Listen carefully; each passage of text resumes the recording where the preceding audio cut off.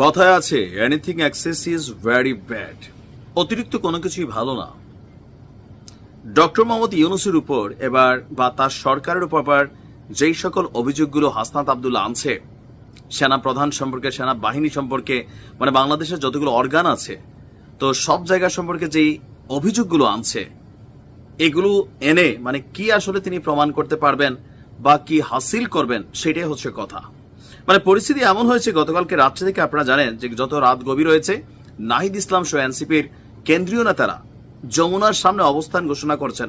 আমি যখন ভিডিও রেকর্ডটি করছি এখনো তারা আছে, যাবে না, আওয়ামী লীগ নিষিদ্ধের আগে যাবে না। আচ্ছা, ওই রকম আন্দোলনের মাঝখানে হাসনাত আব্দুল্লাহ এবার যে জিনিসটা তিনি বক্তব্য দিয়েছেন, এটা সরকার একটা গোপন ইস্যু তিনি ফাঁস করে দিলেন। সরকারি বেসরকারি সেনাপ্রধান সবকিছু নিয়ে, মানে সেনাপ্রধান না, সেনাবাহিনী, এগুলা ফাঁস কইরা সরকারের গলায় কি দড়ি লাগাচ্ছেন?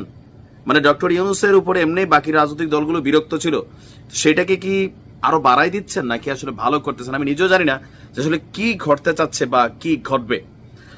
বাংলাদেশের সরকারি, বেসরকারি এবং সামরিক পর্যায়ে ভারতের গোয়েন্দা সংস্থা এবং দেশটির হাই কমিশন অন্তত 23টি মিটিং করেছে। 23টি মিটিং দাবি করেছে কে? হাসনাত।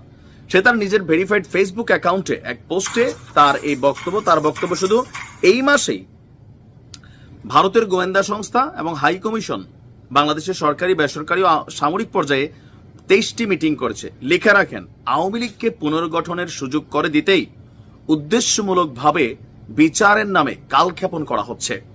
এক পর্যায়ে গিয়ে বলা হবে, একসময়ের জনসমর্থিত রাজনৈতিক দলকে নিষিদ্ধ করা আমাদের কাজ না। টেনশন হাসনাতের আছে, সার্জিসেরও আছে। কারণ আওয়ামী লীগ যতক্ষণ ক্ষমতায় ছিল ততক্ষণ এই ক্ষমতার মধু, সধু, রাম, শাম সব কিন্তু তারা খাইছে, দাদারছে। এবং শেখ হাসিনার কাজ পর্যন্ত তাদের ছবি টবি আছে, মানে ওই লেভেল পর্যন্ত পৌঁছে গিয়ে ছবি তুলছে। আর কোথাও না কোথাও পলিটিক্যাল পয়েন্ট অফ ভিউতে আওয়ামী লীগের কাছে সবচেয়ে বড় গাদ্দার হিসাবে, কিন্তু পলিটিক্যাল পয়েন্ট হিসাবে গাদ্দার হিসাবে হাসনাত সার্জিসের লিস্টে আছে।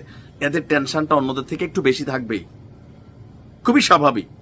তো এখন মন প্রাণ দিয়া তারা সর্বোচ্চ চেষ্টা করছে আওয়ামী লীগকে নিষিদ্ধ করার। এর মধ্যে যুবদল, যুবলীগ, ছাত্রলীগ, আরো যে লীগ আছে এগুলোকেও নিষিদ্ধ করার জন্য দাবি চরমে। তবে এখন তার এই পোস্টে তিনি বলছেন, যার এজেন্ডায় গণহত্যাকারী আওয়ামী লীগের বিচার নাই, যার এজেন্ডায় আওয়ামী লীগকে নিষিদ্ধ করা নাই, তার সঙ্গে আমরা নাই। এখন ধরেন এনসিপি বলল যে তারা ডক্টর ইউনূসের পক্ষে নাই, তো ডক্টর ইউনূসের কি পতন হবে?